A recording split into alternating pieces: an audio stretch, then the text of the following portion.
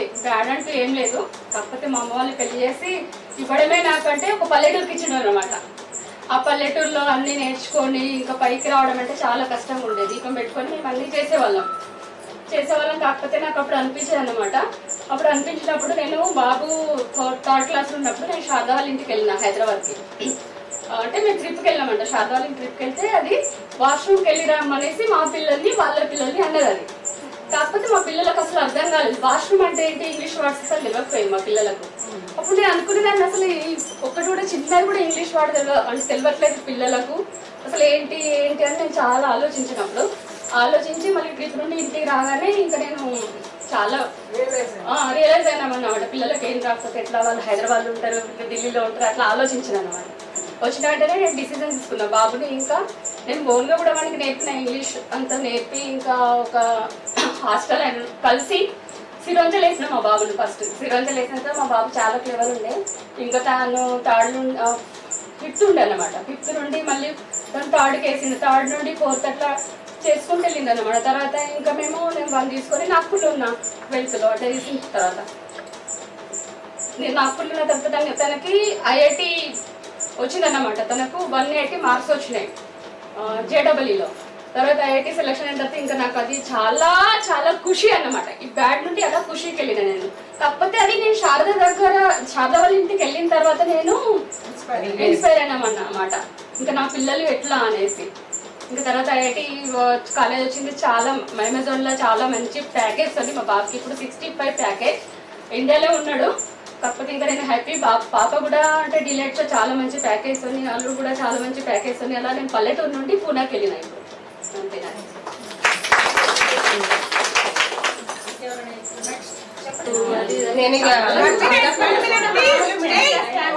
Family నుంచి చాలా కష్టంగా పైకి నేను. అంటే చిన్న కిరాణా షాప్ తోటి నాకు ఒకటి ఏంటంటే మా పిల్లలు మంచి చదువులు చేసి మంచి పొజిషన్ ఉండాలని నాకు కూడా స్టడీ మీద ఇంట్రెస్టే. కాకపోతే మేము 3 ఆడపిల్లలు అవ్వడం వల్ల అప్పటి పరిస్థితులు అట్లా ఉండేట్లా నేను స్టడీలో ఇంటర్ వరకే చదివేసి ఆపేసిన్నాను. నేను పెద్దదాన్ని అట్లా ఇక కొంచెం వెనుక ముందు ఆలోచించకుండా ఇంట్లో ఎవ్వరు ఒప్పుకోకపోయినా బాగా ఇబ్బందితోటి మా పిల్లలు కష్టపడి అప్పుడు కాదు బట్ పెళ్ళంటే అసలు ఆటో సౌకర్యం ఉండకపోతుండే. కానీ నేను ఎంత కష్టమైనా నాన్న దగ్గర నుంచి బాధపడైనా తెచ్చుకొని అట్లయితే నా పిల్లలకి ఇబ్బంది పడినా ఇప్పుడు ఇక సెటిల్డ్. కాకపోతే ఇక మొన్న అమ్మాయి పెళ్లికి ముందు కూడా నా దగ్గర ₹1 కూడా చేతిలో లేదు. అసలు అమ్మాయి పెళ్లి మంచి సంబంధం సెట్ అయింది. ఇట్లా శారదకు ఫోన్ చేసినది ఫుల్ ధైర్యం ఇచ్చింది. నాగకు ఫోన్ చేసిన మామూలుగా ఫ్రెండ్స్ అందరూ అంటే ఒకరంటే అందరు వస్తారు. అబ్బా నీకు ఎందుకే నువ్వు స్టార్ట్ చేయే పెళ్లి మమత కూడా చేసిన, నువ్వు స్టార్ట్ చేస్తే ఆటోమేటిక్గా అన్నీ వస్తాయి, నువ్వు అసలు ఇబ్బంది పడకు అని అందరు చేసేది. కానీ అసలు ఎట్లా జరిగిపోయిందో వెళ్ళలేదు, ఆటోమేటిక్గా అన్నీ జరిగిపోయినాయి. అసలు అప్పు చేయాల్సిన అవసరం కూడా రాలేదు. అంత దిగిన తర్వాత పెళ్ళి అయిన తర్వాత ఏంటంటే మా వారికి కొంచెం పక్షవాతం వచ్చింది. దానివల్ల మళ్ళీ వెనక్కి వచ్చేసిన మొత్తం అదే ఏంటి ఇట్లా అయింది అనేసి మస్తు బాధ అనిపించింది నాకు. కొంతమంది ఫైనాన్షియల్గా మా ఫ్రెండ్స్ సపోర్ట్ చేసిండ్రు. కాకపోతే నాకు పేరెంట్స్ చెప్పడమే మా గురించి మన ఫ్రెండ్స్ పేరు చెప్పొద్దు అన్నారు. నాకు ఆ టైంలో ఇట్లా ఫోన్ చేయగానే నాకు డబ్బులు పంపించింది. నేనైతే ఫుల్ ఖుషి. అంటే ఈ కాలంలో డబ్బులు అంతా ఇంట్రెస్ట్గా ఆలోచిస్తారు కదా ఎవరైనా, అరే ఇస్తే మళ్ళీ వస్తాయా లేదా అని. కానీ ఆ పొజిషన్లో కూడా నాకు వెంటనే అందినాయి. మళ్ళీ వెల్ సెటిల్డ్. ఇప్పుడు అటుగా ఇటుగా హ్యాపీ మొత్తానికైతే. కానీ నాకు కష్టంగా ఆదుకున్న వాళ్ళను ధైర్యించిన నేను లైఫ్లా గుర్తుంచుకుంటాను. నాకు అది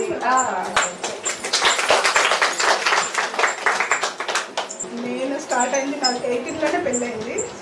డిగ్రీ ఫస్ట్ ఇయర్లోనే పెళ్ళైనాక పిల్లలు అత్తగారింట్లో కంబైన్ ఫ్యామిలీలో వండుకుంటూ పిల్లల్ని చదివించుకుంటూ పైకి వచ్చినాం. Single 0 entry. ఇటు సపోర్ట్ లేదు, ఇటు సపోర్ట్ లేదు, ఎటు నుంచి సపోర్ట్ లేదు. మా ఓన్గా మా వారు నేను ఇద్దరం కలిసే పిల్లల్ని మొత్తం పెద్ద చేసినాం. మా బాబు ఆల్ ఇండియా 126 ర్యాంక్ నీట్లో.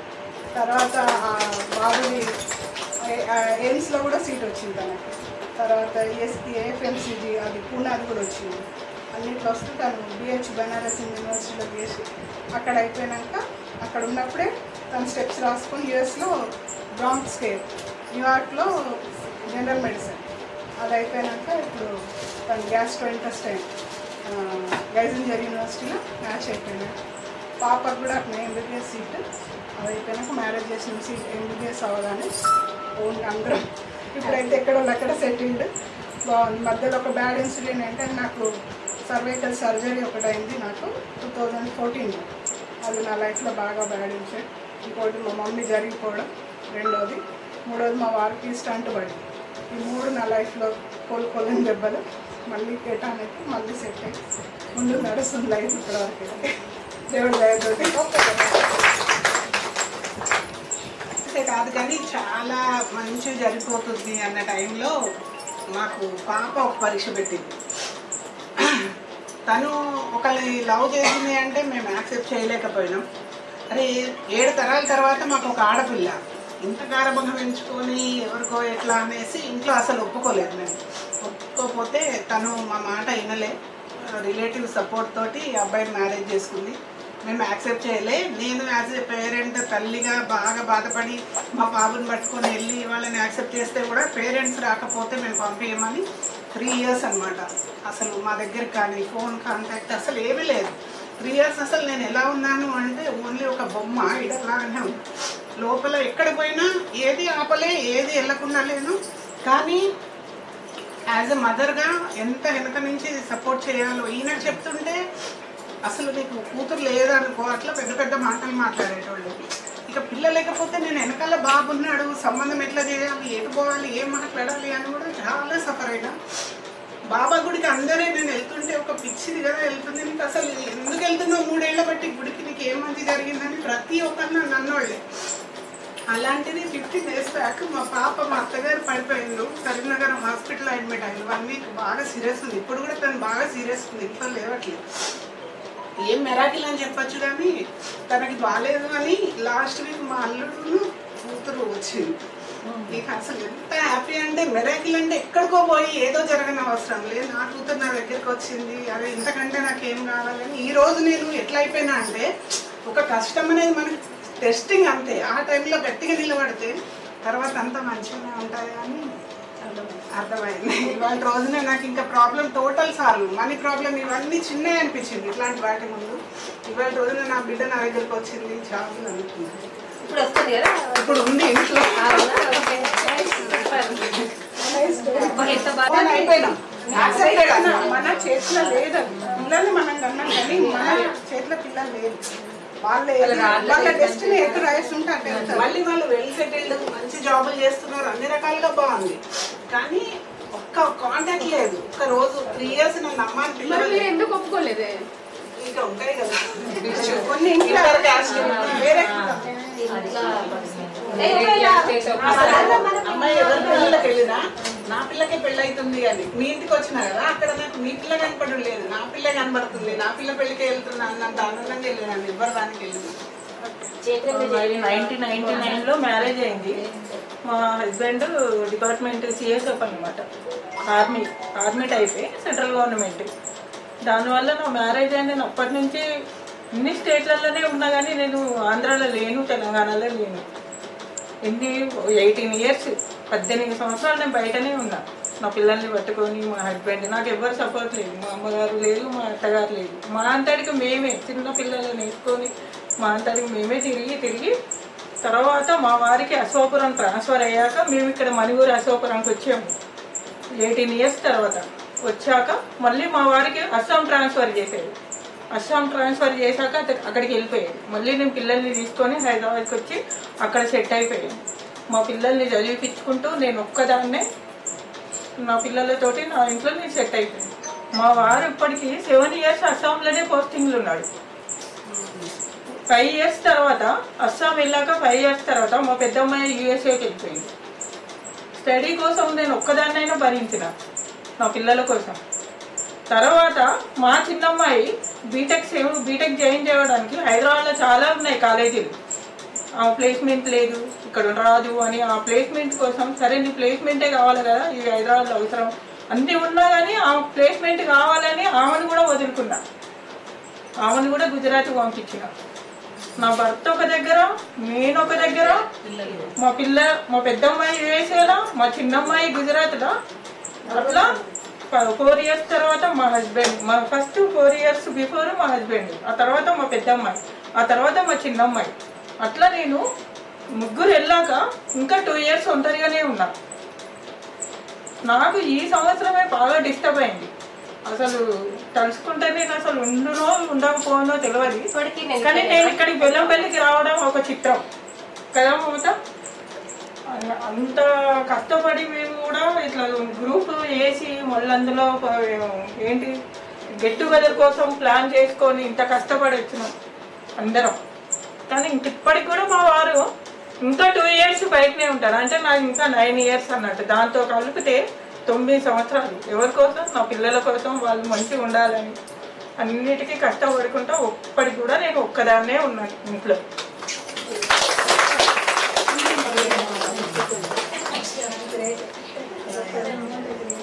నెక్స్ట్ ఎవరు చెప్పేవాళ్ళు? ముగ్గురు అబ్బాయిలు, ఫ్యామిలీలో ఏ ప్రాబ్లం లేదు, మనీ ప్రాబ్లం లేదు, ఏ ప్రాబ్లం, అంతా హ్యాపీగా ఉన్నాం.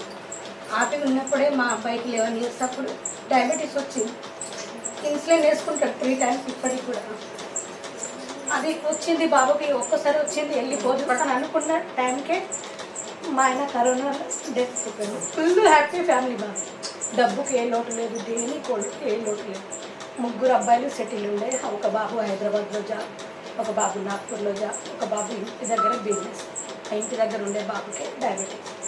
తర్వాత మా ఆయన కరోనా వచ్చి ఫీవర్ వస్తే హాస్పిటల్ తీసుకెళ్తే కరోనా దాంట్లో వేసేసి కరోనా అన్నారు. కనీసం ఆయన చేతితో పట్టుకోవడానికి ఆ ఛాన్స్ కూడా ఇవ్వాలి. ఆ పరిస్థితి ఏ భార్యకు రాకూడదు. పరాయి వాళ్ళు చూసినట్టు దూరం నుండి చూసే అంతే. ఆయన కనీసం చేతితో పట్టుకోవడం, దగ్గరికి వెళ్ళి చూడడం, కనీసం ఆ దృశ్యం కూడా నాకు ఆ దేవుడు ఇవ్వలేదు. ఇది ఒక్కటి నా లైఫ్లో బాగాలేదు.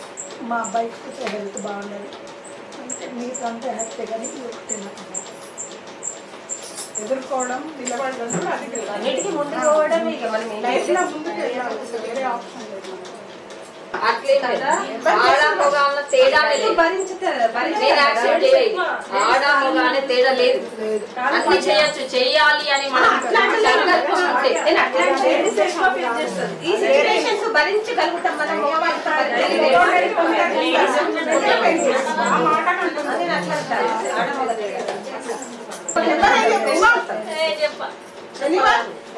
చెప్పండి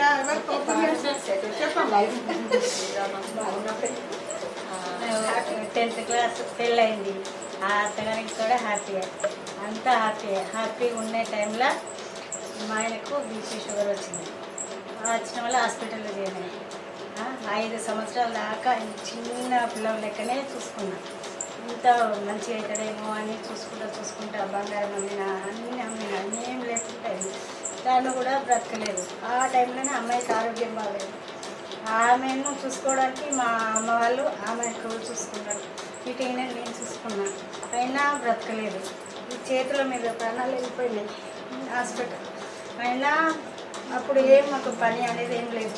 5 సంవత్సరాలు అయినా కష్టం అనిపించలేదు. అట్లనే ఎల్ల తీసుకుంటూ వస్తుంది. ఆ టైంలో బీటెక్ అయిపోయింది పెద్ద అమ్మాయి. చిన్న అమ్మాయి డిగ్రీ అయిపోయింది.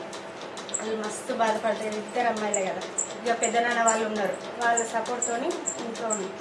ఆ తర్వాత ఇక ఏం చేస్తాం, జాబ్కి వెళ్ళాలి కదా అని వాళ్ళిద్దరిని ఓదార్చుకొని ధైర్యం చెప్పి, అప్పుడైతే వద్దు మనం బతకద్దు అని ఏడ్చిరు 2. డాడీ లేడు కదా, అయినా వాళ్ళకి ఓదార్పు చెప్పి వాళ్ళని ఓదార్చి ఇక అప్పుడు 1 సంవత్సరం దాకా ఆయన చనిపోయేటప్పుడు బంగారం నైట్ తులం బంగారం మెడలు ఉంటే అది అమ్మిపిచ్చి ఫ్రెండ్స్ ద్వారా అమ్మిపిచ్చి 80,000 రూపాయలు చేతిలో పెట్టి, ఇదేదన్నా ఖర్చుకైతే ఉపయోగించు, అంత దాకా తీయకు, వాళ్ళు చూసుకుంటారులే అని చెప్పేసి అన్న వాళ్ళు ఉన్నారు. వాళ్ళకి ఆయన అన్న వాళ్ళు అన్నీ చూసుకుంటారు, నువ్వు ఇది ఉంచు అన్నారు. ఆ 80,000 రూపాయలు సంవత్సరం దాకా వెళ్ళి తీసుకుంటూ వచ్చి సంవత్సరం అయిపోగానే హైదరాబాద్కి వెళ్ళిపోయినాం. పెద్ద అమ్మాయి జాబ్ చేసింది. ఇక ఆ జాబ్తో ఇక మెల్లగా టెన్షన్ పడుకున్నాం. అప్పుడు సెట్ అయినాం. సెట్ కాగానే కరోనాలో మ్యారేజ్ చేయొద్దని 3 సంవత్సరాలు కష్టపడుకుంటూ ఉన్నాం. కానీ ఆమె జాబ్ వచ్చుట్లో మాకు కష్టం అనేది తెలియలేదు. అట్లా రొటీన్ చేసుకుంటూ వచ్చి 3 సంవత్సరాలు గ్యాప్ అయినాక అమ్మాయికి మ్యారేజ్ చేసినాం. మ్యారేజ్ అయిపోయినాక బాబు వెంటనే వచ్చేసారు. అట్లా సాల్వ్ అయిపోయింది. ఇక చిన్న అమ్మాయికి ఇంకా మ్యారేజ్ అవ్వలేదు. అయినా మీరు బాధపడద్దు అమ్మ, నేను నిన్ను బాగా చూసుకుంటావు, నువ్వేం పని చేయని అవసరం లేదు, నువ్వు పిల్లల్ని తీసుకొని ఇంట్లోనే ఉండు, నా పిల్లలు చెల్లె పెళ్ళి ఒకటి చేయాలి అని చెప్పేసి వాళ్ళు ఓదార్చి, ఫ్రెండ్స్ కదా మీ ఫ్రెండ్స్ 10th క్లాస్ ఫ్రెండ్స్, నువ్వు వెళ్ళు ఒకదాన్ని అని చెప్పేసి నన్ను ఇక్కడికి వాళ్ళే దగ్గర పంపించారు.